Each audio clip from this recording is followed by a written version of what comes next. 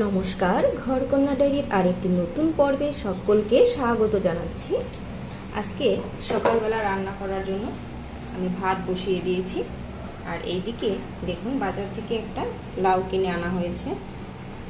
লাউ দিয়ে ইলিশ মাছ দিয়ে রান্না করব, বেগুনটা ভাজি করব, একদম কচি বেগুন। তা আমি লাউ এবং বেগুন কেটে নিচ্ছি। দেখুন, এদিকে আমি বেগুন আর লাউ কেটে নিয়েছি, বেগুনটাকে হলুদ লবণ মাখিয়ে নিয়েছি।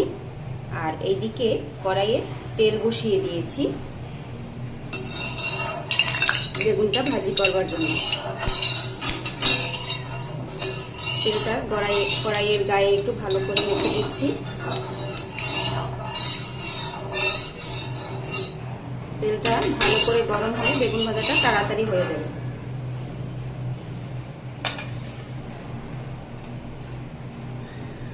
এবারে বেগুনটা দিয়ে দিচ্ছি। এক এক করে আমি সব বেগুনগুলো দিয়ে দেবো।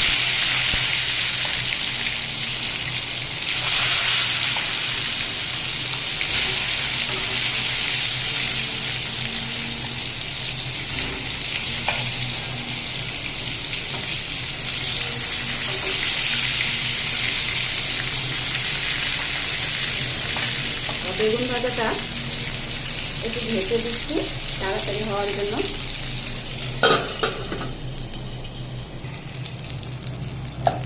দেখুন, আমার বেগুন ভাজিটা কিন্তু এক পাশ হয়ে গিয়েছে। এবারে উল্টে দেবো, বেশি পোড়া পোড়া করবো না। হালকা লাল হয়েছে, এটাই ভালো লাগবে খেতে।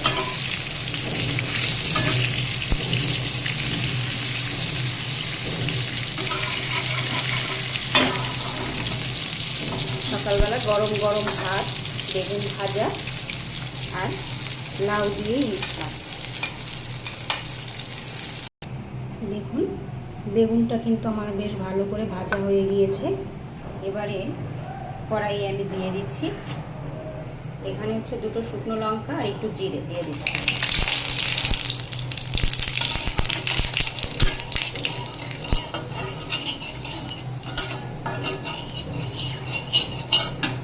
আর এখানে একটি এলাচ দিয়ে দিচ্ছি।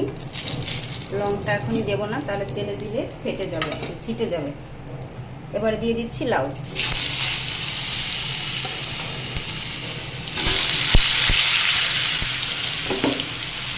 দেখুন, লাউটাকে দিয়ে দিচ্ছি।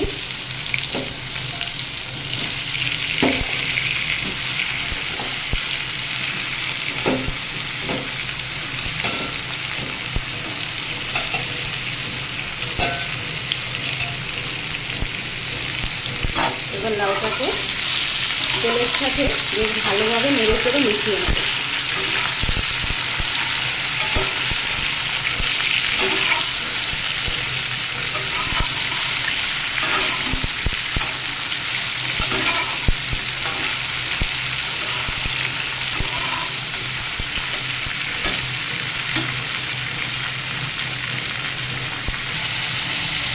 দেখুন, লাউটাকে কিন্তু আমি 2 মিনিটের মতো ভেজে নিয়েছি।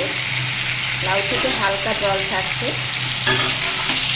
এখন আমি এখানে দিয়ে দেব এই যে গুলিয়ে রেখেছিলাম, বেগুন ভাজা মাখিয়েছিলাম যে প্লেটটায়, সেটাই আমি হলুদ আর লবণ গুলিয়ে নিয়েছি, সাথে দুটো তেজপাতা আর দুটো লং দিয়েছি। এবার এটা দিয়ে দেবো। এবারে এটাকে একটু নেড়ে চেড়ে ঢাকা দিয়ে দেবো কষানোর জন্য।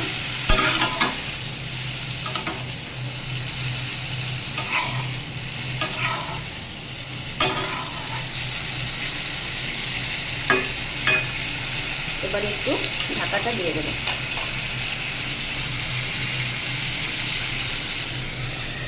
ঢাকাটা দিয়ে দিচ্ছি। দেখুন, লাউটা থেকে একটু জল ছেড়েছে আর কষানোটা এতটা হয়েছে।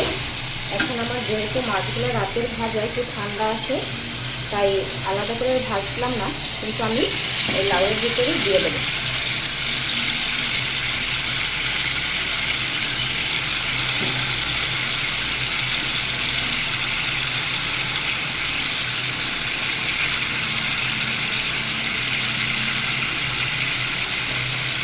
পুরোটাই দিয়ে দিই।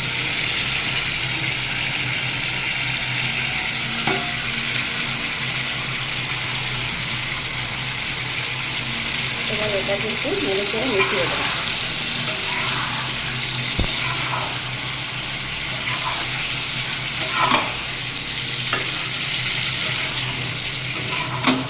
খুব সাবধানে নাড়াচাড়া করতে হবে যাতে মাছগুলো ভেঙে না যায়।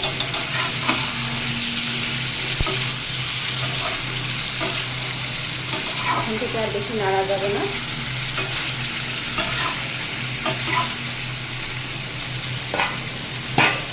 এবারে আবার একটু ঢাকা দিয়ে দেবো।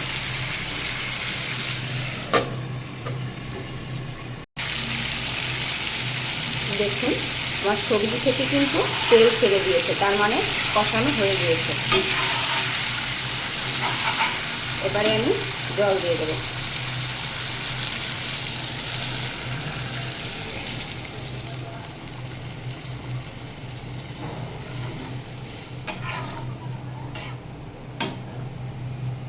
আর আমি এই রান্নাটাতে কোনো বাটা মশলা ব্যবহার করব না বা ঝালও ব্যবহার করব না, শুধু আস্ত লঙ্কা দিয়েছিলাম, দুটো শুকনো লঙ্কা তুলে রেখেছি, আবার দিয়ে দেবো পরে, যাতে মরিচটা ভেঙে না যায়। লঙ্কাটা ভেঙে গেলে ঝালটা ছড়িয়ে পড়বে। যারা যারা ঝাল খেতে পারেন না বা বাটা মশলা খেতে পারেন না, তারা এইভাবে করে খাবেন। দেখুন ঝোলটা কত সুন্দর লাগছে দেখতে। আর এখানে আমি একটি আস্ত কাঁচা লঙ্কা দিয়ে দিচ্ছি। এখন এটা ফুটে উঠবে, তারপরে নামাবো। কোনো বাটা মশলা ইউজ করা হয়নি, তেজপাতা, লং, এলাচ আর জিরে। আর এইদিকে দেখুন আমি ভাতটা যখন ব্লক এসে গেছিলো, মানে উতরে গেছিল, তখন আমি বন্ধ করে রেখেছিলাম। বন্ধ করে রাখার পরেও কিন্তু আমার ভাত হয়ে গেছে। এক্ষেত্রে আমার গ্যাসের অপচয়টাও একটু কম হলো, আর ভাতটাও কিন্তু রান্না হয়ে গেল। আর এই ক্ষেত্রে ভাতটা একটু মুলাম হয়, খেতে ভালো লাগে, শক্ত থাকে না। এখন আরেকটু ফুটিয়েই নামিয়ে নেব। যখন ফুটে উঠবে তারপর নামিয়ে নেব। আর এদিকে আমার মাছ রান্না লাউ দিয়ে দেখুন কত সুন্দর ফুটতে শুরু করেছে। তরকারি এরকম ফোটা দেখতে কিন্তু খুব ভালো লাগে, টকবক করে ফুটছে। যারা যারা ঝাল মশলা খেতে পারে না তারা এইভাবে রান্না করে খাবেন। এটা আরেকটু ফুটিয়ে আমি নামিয়ে নেব। তা কেমন লাগলো আজকে আমার এই রান্নাটি? যদি ভালো লাগে চ্যানেলটি লাইক সাবস্ক্রাইব করে শেয়ার করে দিবেন। আর সকলের জন্য রইল শুভকামনা। আর ভিডিওটি আজকে এই পর্যন্তই, কিন্তু আমি এটাতে আরেকটু দেবো ধনেপাতা, যে কেটে রেখেছিলাম ধনেপাতা, এটা দিয়ে নামিয়ে নেব।